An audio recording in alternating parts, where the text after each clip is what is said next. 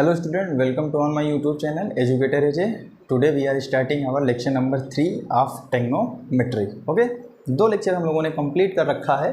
पहले लेक्चर में हम लोगों ने ट्रिग्नोमेट्रिक का बेसिक देखा था, सेकंड लेक्चर में हम लोगों ने ट्रिग्नोमेट्रिक रेशियो समझा था। अब ट्रिग्नोमेट्रिक रेशियो पे बेस्ड जो क्वेश्चंस बनते हैं हम लोग उसको देखेंगे। ठीक, तो एक सिंपल सा क्वेश्चन हम लोगों ने ले रखा है। पहले हम लोग एकदम सिंपल सा क्वेश्चन सीखेंगे, उसके बाद अपने डिफ़िकल्टी को थोड़ा थोड़ा बढ़ाते चलेंगे। ठीक है ना। So let's start our first question of trigonometric ratio. So it is given as given tan A equal to 4/3 find the other trigonometric ratios of the angle A। तो तुमको tan A इक्वल टू 4/3 दे रखा है, that means एक तुमको trigonometric ratio दे रखा है और बचे हुए ट्रिग्नोमेट्रिक रेशियोज़ को तुमको निकालना है।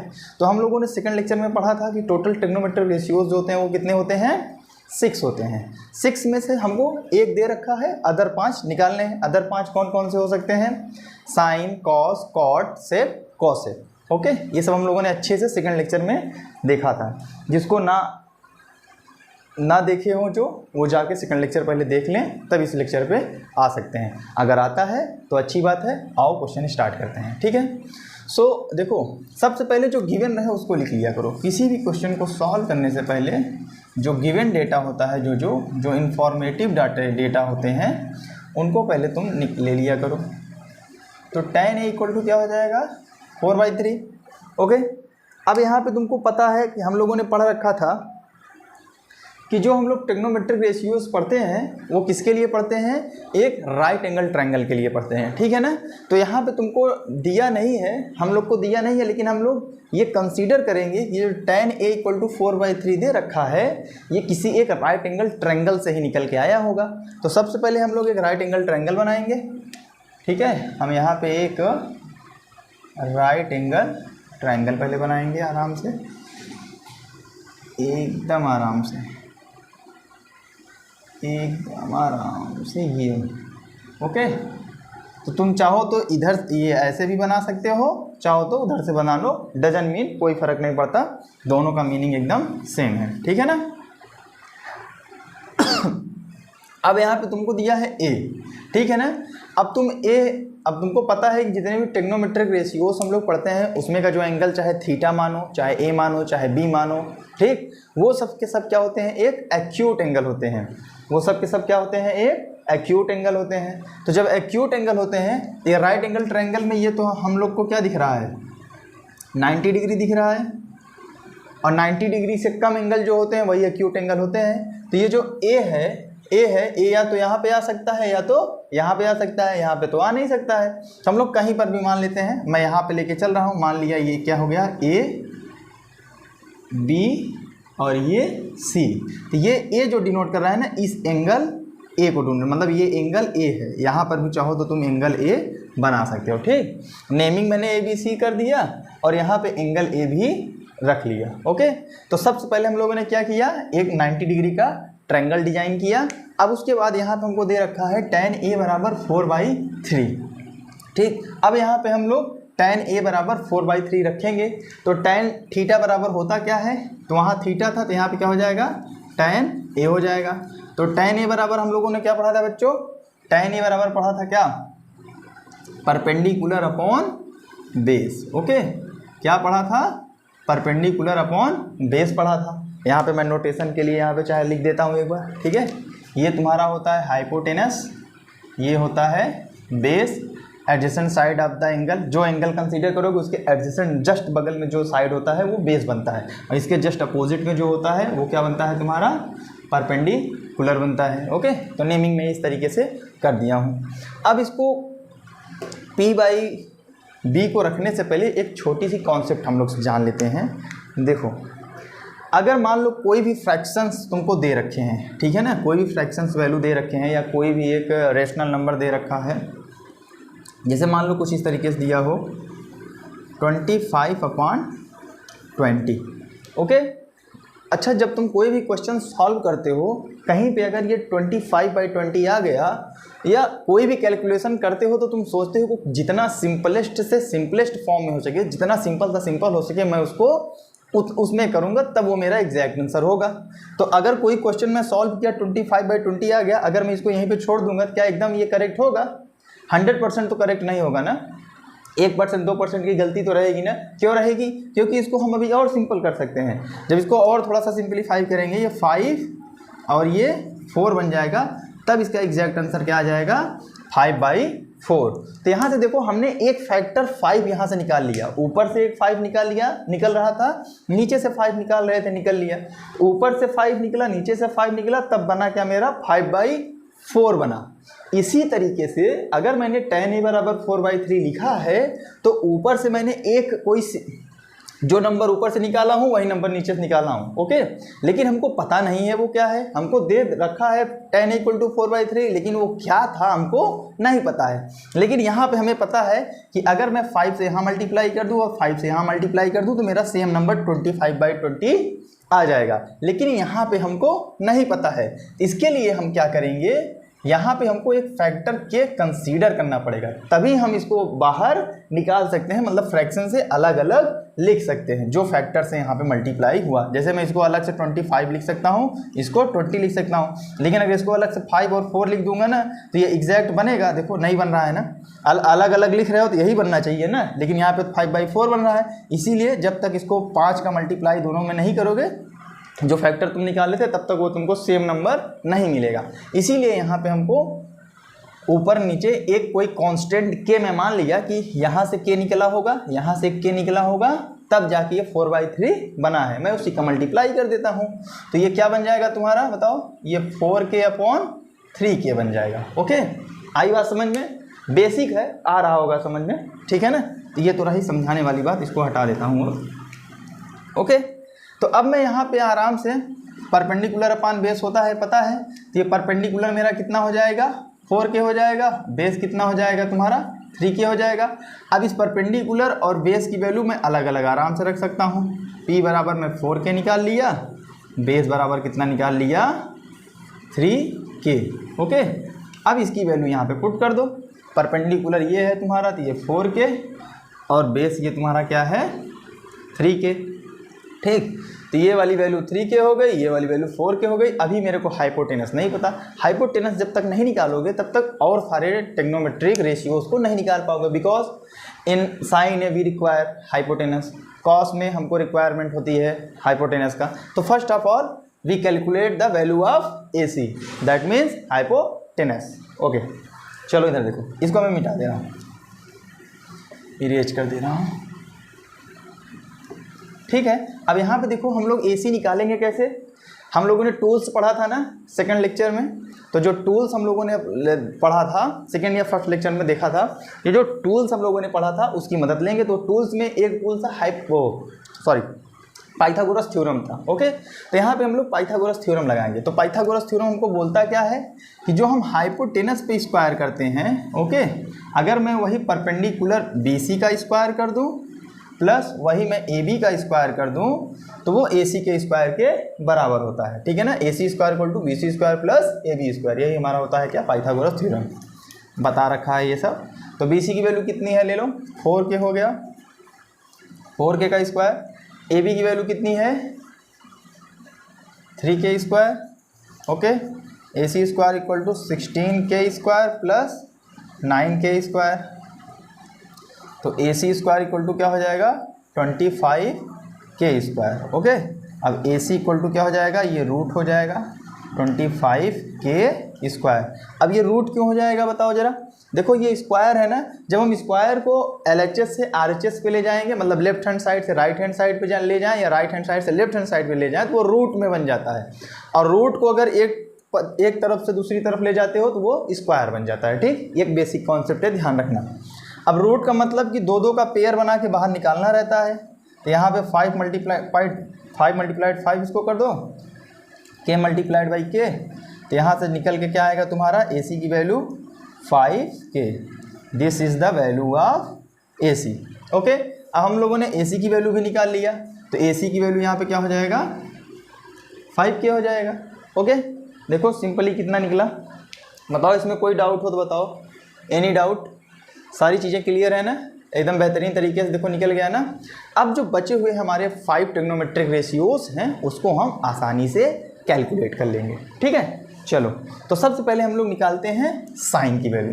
तो हम लोगों ने अब हमको किस एंगल का निकालना है, ए के लिए निकालना है, सी के लिए नहीं निकालना है, ओके। सी के लिए दैट इज डिफरेंट, ओके। हमको सिर्फ और सिर्फ ए के लिए बोला है तो हम ए के लिए निकालेंगे, सी के लिए बोला होता तो सी के लिए निकालते, ठीक। तो यहाँ से जब तुम देखोगे तो साइन ए इक्वल टू क्या होता है, परपेंडिकुलर अपॉन बेस। तो परपेंडिकुलर ये है, बेस ये है, ओके।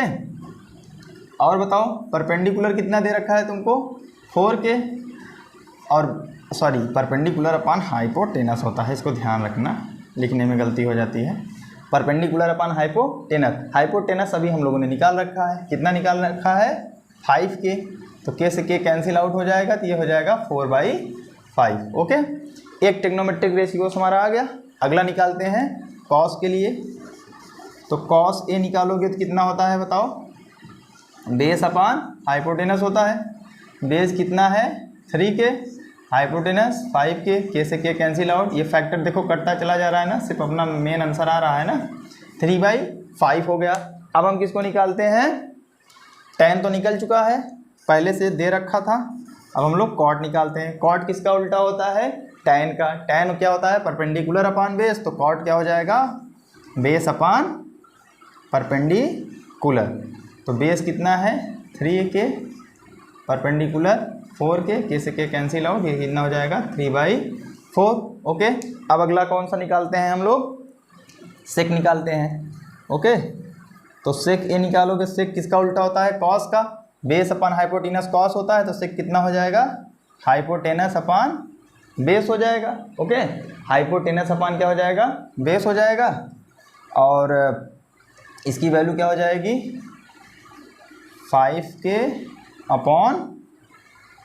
5K अपॉन ये कितना हो जाएगा बताओ जरा। तो बेस कितना दिया है, 3K दिया है, ओके। तो K से K कट जाएगा तो ये 5 क्या हो जाएगा, 3 हो जाएगा, okay. Sign A, cos A, cot सेक। अब एक लास्ट हमारा बचा है क्या, कॉसेक बचा है, ओके। तो उसको भी कैलकुलेट कर लेते हैं। तो कॉसेक ए जब निकालोगे, कॉसेक ए निकालोगे तो कॉसेक किसका उल्टा होता है, साइन का। ये हाइपोटेनस अपॉन परपेंडिकुलर हो जाएगा, ये हो जाएगा 5K upon 4K cancel out, that is 5/4, ठीक है। This is overall our answer. ये हमारा क्या हो जाएगा, पूरा का पूरा आंसर हो जाएगा, ठीक है। एक दे रखा था, हम लोगों ने 5 और पूरा निकाल दिया, ठीक है। तो ये रहा हमारा सिंपल सा एक क्वेश्चन, बढ़िया सा आसान सा एक क्वेश्चन। अब हम एक क्वेश्चन और लेते हैं, अब थोड़ी डिफ़िकल्टी को बढ़ा के ना, क्योंकि बोर्ड में हमको अच्छे अच्छे क्वेश्चंस पूछे जाएंगे। अब बोर्ड के साथ साथ हमको हायर एजुकेशन करना है, तो उसके लिए भी हमको बेसिक आना चाहिए। बेसिक आ रहा है तो चाहे जिस टाइप का क्वेश्चन हो, चाहे कठिन हो चाहे सरल, उसको सब करना है अपन लोग को, ठीक है ना। तो ये सब क्वेश्चन तो बहुत लल्लू सा क्वेश्चन है, ठीक है ना, कोई बड़ी बात नहीं है इन सबको करना, थोड़ा सा कॉन्सेप्ट पकड़े रहो, सब कर ले जाओगे। अब हम लोग थोड़े से अच्छे क्वेश्चन करते हैं, ठीक। और यहाँ पे अगर तुम लोग को साइन ए बराबर परपेंडिकुलर अपॉन हाइपोटेनस ये सब अगर याद करने में दिक्कत हो रही है ना, तो नेक्स्ट लेक्चर में ना, जब नेक्स्ट लेक्चर या जब हम इस पे ट्रिग्नोमेट्रिक रेशियोज पे क्वेश्चंस ख़त्म कर लेंगे तो मैं एक ट्रिक बता दूंगा याद करने के लिए, उससे याद करोगे ना तो याद हो जाएगा। अभी जल्दबाजी में बताऊँगा तो याद नहीं होगा, ठीक है। चलो तो हम लोग अपना सेकेंड क्वेश्चन लेते हैं। ये हमारे पास एक दूसरा क्वेश्चन दे रखा है, ठीक है ना। ये NCERT का क्वेश्चन है, ठीक। NCERT का क्वेश्चन है, इसमें बोल रहा है कि अगर एक तुम्हारा राइट एंगल ट्रायंगल ACB हो, ओके, ACB हो और एंगल थीटा यहाँ पे कंसीडर किया जाए, तो find the value of cos square theta plus sign square theta, cos square theta minus sine square theta. हमको इसकी वैल्यू निकालनी है, ओके। तो चलो निकालते हैं। चलो सोल्यूशन में जब हम लोग आते हैं तो सबसे पहले देखो, अगर मुझे कॉस और साइन है तो इसमें हाइपोटेनस और परपेंडिकुलर और बेस की रिक्वायरमेंट होगी। तो यहाँ पे 2 दे रखा है, 1 नहीं दे रखा है। तो फर्स्ट ऑफ ऑल हमारी प्रायोरिटी क्या बनती है कि हमको इसको निकालना पड़ेगा, विदाउट इसके हम लोग कुछ कर नहीं सकते हैं, ठीक है ना। तो हमको सबसे पहले क्या निकालना पड़ेगा, AC निकालना पड़ेगा, ठीक। तो AC निकालने के लिए हम लोग पाइथागोरस थ्योरम अप्लाई कर देंगे। अब जैसे ही हम लोग पाइथागोरस थ्योरम अप्लाई करेंगे तो हमको पता है कि यहाँ पे निकाल लेते हैं। पाइथागोरस थ्योरम यहाँ पे अप्लाई करोगे तो ये AB² इक्वल टू क्या हो जाएगा, AC का स्क्वायर प्लस BC का स्क्वायर। बट हम लोग को AC नहीं पता है तो BC को इधर शिफ्ट कर देते हैं, या पहले इसको इधर लिख के इसको पूरा उधर कर देते हैं, ठीक, ताकि कन्फ्यूजन ना हो। इसको हम ऐसे भी लिख सकते हैं ना, क्योंकि दोनों इक्वल हैं, तो AC square plus BC square equal to AB square लिख सकते हैं। अब AC को रोक के BC को उधर शिफ्ट कर देंगे, जब इक्वल के उधर साइड पे ले जाएंगे तो साइन चेंज हो जाता है, प्लस है तो माइनस, माइनस है तो प्लस। यहाँ पे प्लस का साइन है BC के साथ, उधर जाएगा तो माइनस बन जाएगा। तो AC स्क्वायर इक्वल टू क्या हो जाएगा तुम्हारा, AB square minus BC square. Okay, AB square minus BC square. और AC स्क्वायर इक्वल टू क्या हो जाएगा बताओ, AB की वैल्यू कितनी दे रखी है 29। ओके, AB की वैल्यू कितनी दे रखी है 29 का स्क्वायर हो जाएगा, और माइनस AC की वैल्यू कितनी दे रखी है जरा बताओ जल्दी से। AC तो दी नहीं है, BC दे रखा है कितना 21 का स्क्वायर दे रखा है। Again AC square equal to, देखो अब यहाँ पे इसको करने के कई तरीके हैं। चाहो तो 29 का स्क्वायर करके यहाँ पे रखो, 21 का स्क्वायर करके यहाँ पे रखो, घटा दो जो आए, फिर स्क्वायर है उधर शिफ्ट करके रूट ले लोगे, आंसर आ जाएगा तुम्हारा। बट हम लोगों ने छोटी कक्षाओं में 7 और 8 में पढ़ा है, अगर जब बड़े बड़े कैलकुलेशन अगर इस तरीके के होते हैं तो कुछ हम लोग अलजेब्रिक आइडेंटिटीज़ का यूज़ करके हम उसको और सिंप्लीफाई कर देते हैं। ओके, तो यहाँ पे तुमको देख रहा, अगर मैं इसको A सपोज करूँ, अगर इसको B सपोज करूँ, तो यहाँ पे A square minus B square बन रहा है ना, और A square minus B square का फार्मूला क्या होता है जरा बता दो तो। अगर कहीं पे A square minus B square की टाइप का कोई चीज़ दिख रहा है तो होता है एक ब्रैकेट में A माइनस B और मल्टीप्लाई में दूसरे ब्रैकेट में A प्लस B, ठीक है, कुछ इस तरीके से होता है। अब उसी का यूज हम यहाँ पे करेंगे, ठीक है, इसको इधर लिख देता हूँ थोड़ा। तो AC स्क्वायर इक्वल टू क्या लिख सकते हो तुम बताओ, इसको 29 माइनस 21 कर सकते हो, बोलो पक्का। और इसको क्या कर सकते हो 29 प्लस 21, एक ब्रैकेट में A माइनस B, एक ब्रैकेट में A प्लस B। ओके, कोई घबराने वाली बात नहीं है, बस यही आइडेंटिटी का यूज़ कर दो यहाँ पे, बस थोड़ा सा सिंप्लीफाई हो जाएगा। अदरवाइज अगर तुमको 29 और 21 का स्क्वायर आता है तो स्क्वायर करके घटा दो, फिर जो आए उसको लिख दो। ओके, तो ये AC स्क्वायर इक्वल टू क्या हो जाएगा जरा बताओ तो। 29 में से जब 21 घटाओगे तो ये कितना बचेगा तुम्हारा 8। अब मल्टीप्लाई, यहाँ पे डॉट का साइन है, कुछ नहीं है, मतलब मल्टीप्लाई का साइन है। अब 29 और इसको जोड़ोगे तो 9 और 1 10, 2 2 4 1 5 हो जाएगा। ओके, तो AC स्क्वायर इक्वल टू कितना हो जाएगा 400। अब इसको उधर शिफ्ट कर दो तो AC का क्या हो जाएगा रूट 400। अब ये किसका स्क्वायर होता है 20 का, मतलब ये 20 मल्टीप्लाइड बाई 20 कर सकते हो इसको तुम ऐसे कर सकते हो ना, 20 मल्टीप्लाइड बाई 20, तो 20 का एक पेयर निकल गया, ठीक है। जब 20 का एक पेयर निकल गया दैट मीन्स AC की वैल्यू कितनी आ जाएगी, यहाँ पे लिख दे रहा हूँ, AC की वैल्यू कितनी आ जाएगी यहाँ से 20। ओके, तो यहाँ पे AC की वैल्यू हम लोगों ने क्या निकाल लिया 20 निकाल लिया। बात समझ में आ गई। ओके, अब यहाँ पे डायरेक्ट हम क्वेश्चन पे अपने आते हैं। पहला क्वेश्चन हमारा क्या सॉल्व करने के लिए बोला है जल्दी बता दो तो, cos square theta plus sign square theta हमको सॉल्व करने के लिए बोला है, ठीक। अब डायरेक्ट हम अपने सोल्यूशन पे आते हैं। अब cos square theta plus sign square theta solve करने के लिए बोला है, तो कॉस थीटा इक्वल टू क्या होता है बेस अपॉन हाइपोटेनस। तो बेस यहाँ पे ये है, ओके, अभी लिख देता हूँ बार बार ताकि आपको याद रहे, ये परपेंडिकुलर है और ये हाइपोटेनस है, क्योंकि एंगल थीटा यहाँ से ले रहा हूँ इसलिए ये बेस, ये परपेंडिकुलर, ये हाइपोटेनस। तो cos square theta equal to क्या होता है जल्दी बताओ। Cos square theta base upon hypotenuse होता है, तो ये हो जाएगा 21 अपॉन 29 का होल स्क्वायर। ओके, प्लस अब क्या हो जाएगा साइन का क्या हो जाएगा परपेंडिकुलर अपॉन क्या हो जाएगा हाइपोटेनस। ओके, तो परपेंडिकुलर कितना दे रखा है 20 दे रखा है, और वो कितना है 29 का होल स्क्वायर। ओके, कितना दे दिया होल स्क्वायर दे रखा है। अब यहाँ पे हम लोग क्या करेंगे, देखो इसको पहले स्क्वायर कर देते हैं, तो ये 21 का स्क्वायर हो जाएगा अपॉन, अब इसे ब्रैकेट में तो इसको अलग अलग कर देते हैं, ठीक। तो ये 21 का स्क्वायर अपॉन 29 का स्क्वायर हो जाएगा, प्लस ये 20 का स्क्वायर अपॉन 29 का स्क्वायर हो जाएगा, ठीक है। तो यहाँ पे जब स्क्वायर करोगे 21 का करोगे तो कितना आ जाएगा जल्दी बताओ तो 441 अपॉन इसका करोगे तो 841 हो जाएगा, प्लस इसका करोगे तो 400 अपॉन इसका करोगे कितना आएगा ज़रा बताओ तो 841 हो जाएगा। अब यहाँ पे एलसीएम ले लो, एलसीएम ले लोगे तो 841 इस एलसीएम हो जाएगा, यहाँ पे 441 हो जाएगा, प्लस ये कितना हो जाएगा 400 हो जाएगा। अब यही 400 में इसको जब जोड़ दोगे तो 841 ऊपर हो जाएगा, 841 नीचे हो जाएगा, ये पूरा कैंसिल आउट होके क्या बन जाएगा 1। That means cos square theta plus sign square theta की हमको वैल्यू क्या मिल गई 1। तो एक आंसर हमारा ये हो गया। ओके, देख लो एकदम अच्छे तरीके से।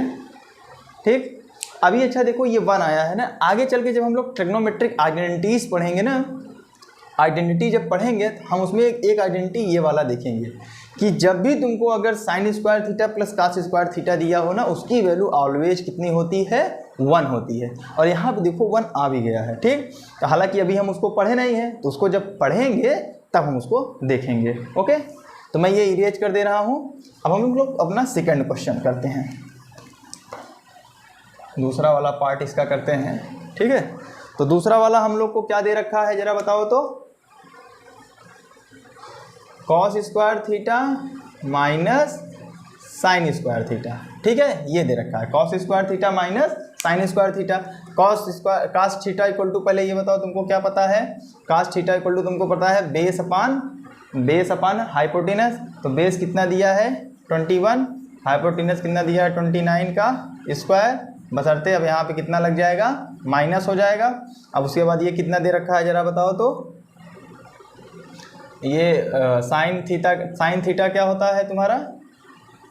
अच्छा, एक चीज़ और समझो, चलो अभी इसको थोड़ा सा मैं इरेज कर देता हूँ।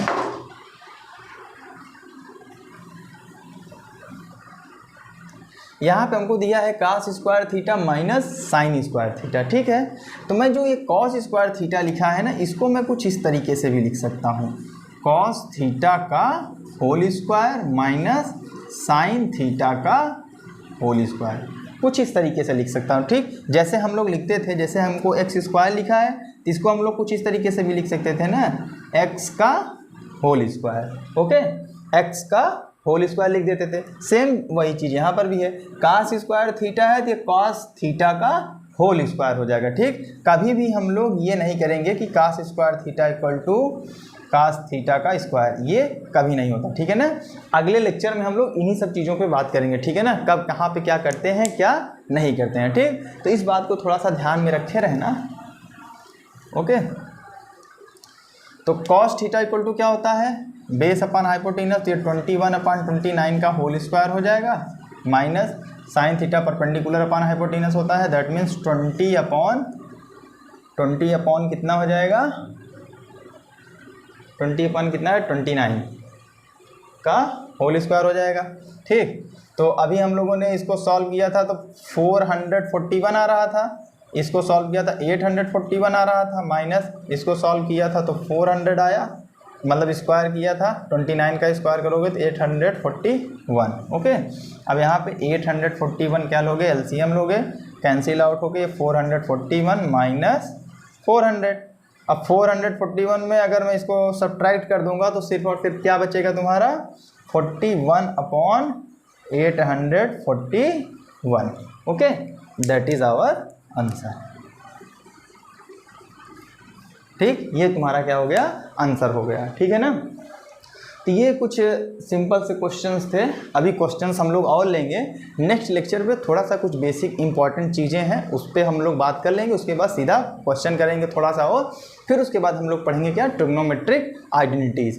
अब यहाँ पे देखो तुम जितना कैलकुलेशन कर रहे हो ए स्क्वायर माइनस बी स्क्वायर का फार्मूला बन रहा है, स्क्वायर आना चाहिए तुमको। ठीक, नहीं आ रहा है तो अलजेब्रिक आइडेंटिटीज़ का यूज़ करके उसको सिंप्लीफाई करके तब उसको सॉल्व करो। देखो ये सब क्या, इसमें कुछ नया चीज़ है क्या, बस ऑपरेटर्स तुमको नए दिख रहे हैं बस।